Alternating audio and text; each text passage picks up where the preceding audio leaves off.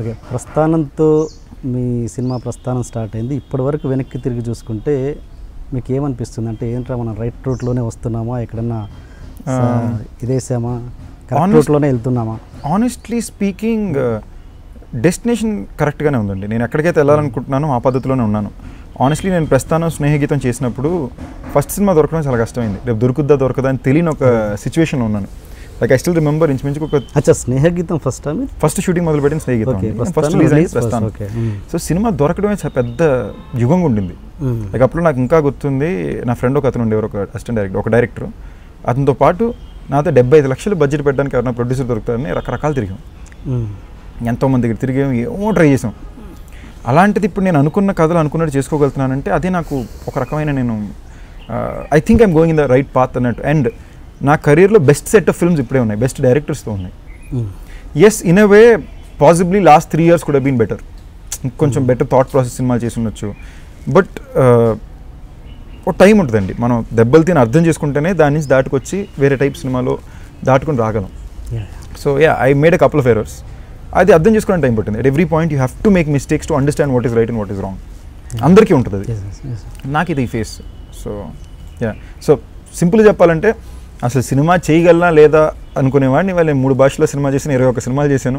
కొంచెం పెద్ద పెద్ద డైరెక్టర్లతో ఇప్పుడు నాకు రిలీజ్ సినిమా ఉన్నాయంటే I think I'm going the right way. So అసలు ఈ ప్రస్థానం అనే దానికి ఎలా కాస్టింగ్ ఎలా జరిగింది? అసలు సందీప్ కిషన్ ఎలా తీసుకున్నారు? ఎక్స్ట్రీమ్లీ ఫనీ స్టోరీ అండి అది. బేసిక్లీ స్నేహగీతం షూటింగ్ స్టార్ట్ చేసి ఓ 1 రోజులు షూటింగ్ చేసాం. దాని తర్వాత ఒక 60 రోజులు షూటింగ్ ఆపేసాం. అప్పటికే నానా కష్టాలు పడి ఎన్నో ఆఫీసుల చుట్టూ పైకి కిందకి తిరిగి ఇవన్నీ చేసి ఒక్క ఆపర్చునిటీ వచ్చింది, ఆ స్నేహగీతం. అది మేమందరూ ఓకే అయిపోయి అనౌన్స్ చేసిన రోజుకి ఒక 60 రోజుల తర్వాత షూటింగ్ మొదలు పెట్టారు. 60 రోజుల తర్వాత 2-3 రోజులు 4 రోజులు షూటింగ్ చేసి షూటింగ్ షట్ డౌన్ చేస్తారు. రేపు సినిమా స్టార్ట్ అవుతుందో లేదో తెలియదు. ఆఫీసర్ అయితే లేదు అయిపోద్ది అంటారు, బయట అందరూ సినిమా అయిపోయిందంట అంటున్నారు.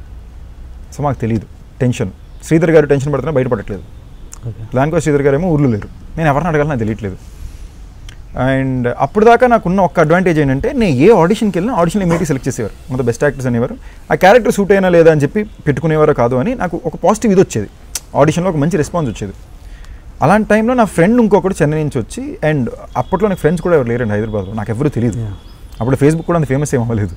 సో నాకు I knew nobody here. So పొద్దున్న లేగడం, మా పనిపిల్ల ఒక పాప ఇప్పుడు కూడా నాకు బాగా ఆల్మోస్ట్ సొంత చెల్లిలాగే నాతోటి ఇక్కడ హైదరాబాద్లో ఉండేది, చెన్నై నుంచి వచ్చింది.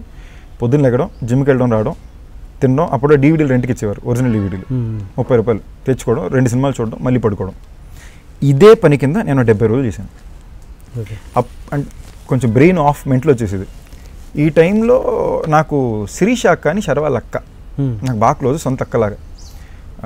శిరీష అక్కేమో నాతో పాటు ఒక ఫ్రెండ్ చెన్నై నుంచి వచ్చి ఆడిషన్స్ ఎదుగుతున్నాడంటే నా ఇంట్లో ఉండరా ఏముంది నీకు అని చెప్పి నేను ఉంటే నా ఇంట్లో ఉండేవాడు 40-50 days వెళ్ళిపోయాడు. సో ఇలాగ ప్రస్థానంలో ఒక క్యారెక్టర్ ఉందంట, శర్వా వెన్నెల్లో చేసిన క్యారెక్టర్కి 10 times మోర్ పవర్ఫుల్ అంట, ఆడికి చెప్పరా అన్నారు. నువ్వు ఎలాగో చేయవు కదా, నువ్వు ఆడికి చెప్పు అంటే నేను చాలా మెంటలీ చూస్ చేయండి, ఇది గుడ్డ బయట తెలియదు, నాకు నచ్చితే నువ్వు పని చేస్తాను. నేను ఆడికి ఫోన్ చేసి చెప్పాను. ఆడి ఎటకారంగానే నువ్వు ఎందుకు చేయట్లేదు నాకు ఎందుకు చెప్తున్నావు అంటే నీకు వర్త్ కాదన్నా నేను చేయాలన్నా ఆడు అలిగి పెట్టేశాడు ఫోన్. ఈ రెంటిలో అలిగి పెట్టేశాడు, నేను పెట్టేశాను. కట్ చేస్తే మళ్ళీ శిరీష అక్క చెప్పాను, ఒక అరగంటలో మళ్ళీ అక్క చేసింది, లేదురా ఇది నిజంగా చాలా మంచి క్యారెక్టర్ అంట, నాకు తెలియలేదు, ఒక్కసారి ఇలా కలువు అనింది. సో నాకేంటి లోపల సరే 50 రోజుల నుంచి ఖాళీ కూర్చున్నాం, ఏం అర్థం కావట్లేదు, సరే మాట వరుసకు ఆడిషన్ వెళ్దాం, గుడ్డో బ్యాడో అట్లీస్ట్ ఆడిషన్లో కరెక్ట్గా చేశానంటే నా కాన్ఫిడెన్స్ నాకు మళ్ళీ రిటర్న్ వస్తుంది అని చెప్పి. అండ్ శర్వా తమ్ముడు క్యారెక్టర్ ఉన్నారు కాబట్టి క్లీన్ షేవ్ అది చేసుకుని ఆఫీస్కి వెళ్ళా, దేవాన్ని కలిసా. అక్కడ 99 పోస్ట్ ఉండింది, 99 cinema poster, Hindi film post ఉండింది. ఎవరంటే రాజ్ డికే మా ఫ్రెండ్స్ అన్న. 99 నాకు చాలా ఇష్టం, నాకు దేవా వెన్నెల బాగా ఇష్టం, వెన్నెల్లో శర్వా క్యారెక్టర్ చాలా చాలా ఇష్టం. సో నేను అప్పుడు మాడితే దేవా నన్ను చూడగానే నువ్వు ఈ క్యారెక్టర్కి సెట్ అవ్వవు, you look too young for it, work out అవ్వదు. అప్పుడు నాకెంత 20 ఏళ్ళు 21 ఏళ్ళు వర్కౌట్ అవ్వదు, you look too young for it, but అది audition for the heck of it, ఇప్పుడు కాకపోతే ఫ్యూచర్లో చేద్దాం, వచ్చావు కదా ఆడిషన్ చేస్తా అన్నారు. ఆయన ఒక చాలా ఇంపార్టెంట్ సీన్ ఇచ్చారు, ఆడిషన్ అయింది. ఆడిషన్ అవగానే ఆయన పర్ఫెక్ట్ క్యారెక్టర్ నువ్వు చేయాలి అది ఇది పక్క రూమ్లోకి పట్టుకెళ్ళిపోయారు. సోన్సో అది ఇది నువ్వు ఒక అమ్మాయిని రేప్ చేస్తావు ఇచ్చేస్తావు వచ్చేస్తాను అని పుజుక్కుమనింది, ఈయనేంటి కొత్త బాంబులు వేస్తున్నాడు అని. సరే మెంటల్గానే జెన్యూన్గా నా కాన్ఫిడెన్స్ కోసం వెళ్ళింది. అయితే నాకు 4 days టైం ఇవ్వండి సార్ అని చెప్పి నేను వచ్చేసాను. 4 days తర్వాత ఐ టుక్ మల్టిపుల్ ఒపీనియన్స్. అప్పుడు లాస్ట్ నాకు అనిపించింది లవ్ స్టోరీలతో లేదా ఇలాంటి సినిమాలతో ఆ టైంలో ఆ 3-4 చేసేది హ్యాపీ డేస్ వల్ల స్నేహితం ఇలా చాలా ఫిల్మ్స్ వచ్చినాయి, అదొక బూమ్ అయింది. ఇలా చేయడం వలన ఎంతోమంది వస్తున్నారు, అందులో నేను నిలబడతానని గ్యారంటీ ఏంటి? ఇంత పర్ఫార్మెన్స్ ఓరియంటెడ్ క్యారెక్టర్ అంటే ప్రాబబ్లీ నాకన్నా ఒక మార్క్ రాగలదేమో, maybe I can make an impression on the audience అని సరే అని చెప్పాను. And that's how Prasthanam happened. Prasthanam ద్వారా Shor in the city happened.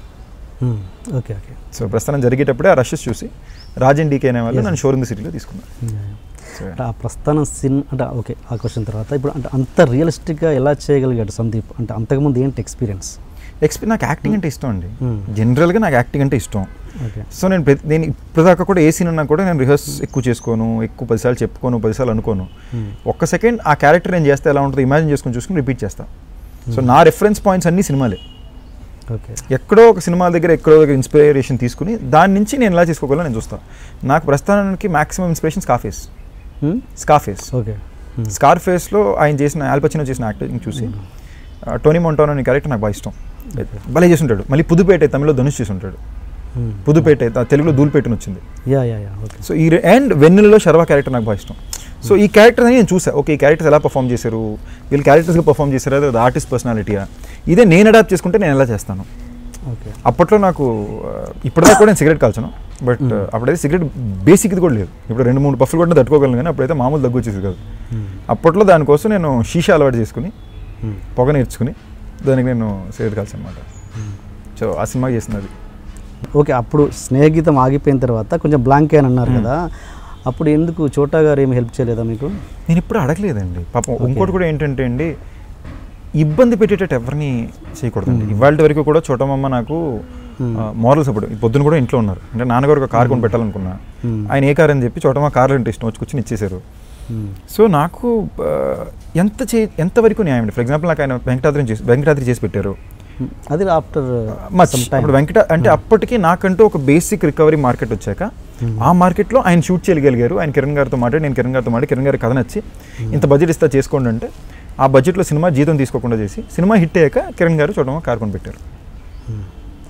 So దాని తర్వాత చేసిన సినిమాలని కూడా మేబీ బయట తీసుకునే దానికన్నా కొంచెం తక్కువ రెమ్యూనరేషన్ తీసుకుని చేసుంటారు. ఎంత నా మామయ్య అన్నా కూడా నేను ఎక్స్ప్లోర్ చేయకూడదండి. అంటే హెల్ప్ చేయాలంటే ఇప్పుడు నేను కెమెరామ్యాన్ అవ్వాలంటేనో లేదా డైరెక్టర్ అవ్వాలంటేనో ఆయన హెల్ప్ చేయొచ్చు, ఆయన అసిస్టెంట్ డైరెక్టర్కి పెట్టచ్చు, లేదా ఆయన క్లాష్కి నన్ను పంపొచ్చు, లేదా హీరో దగ్గరికి వెళ్ళి నేను మొత్తం చూసుకుంటే ఆయన డైరెక్టర్కి పెట్టుకోవచ్చు. బట్ హీరో అని వచ్చేసరికి మొత్తం ఖర్చు ఆ వ్యక్తి మీద మనం పెడతాం, ఏ ప్రొడ్యూసర్ అన్నా.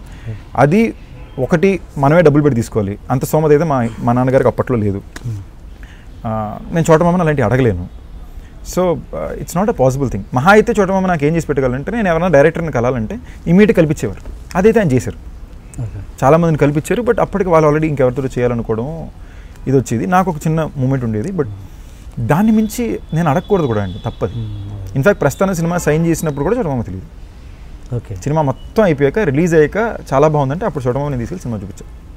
Okay okay. సో అంటే మీ బేసిక్గా మీ ఎయిమే హీరో అవుదామని, ఇంకా మ్యాక్సిమం క్యారెక్టర్స్ చేద్దామని ఎప్పుడు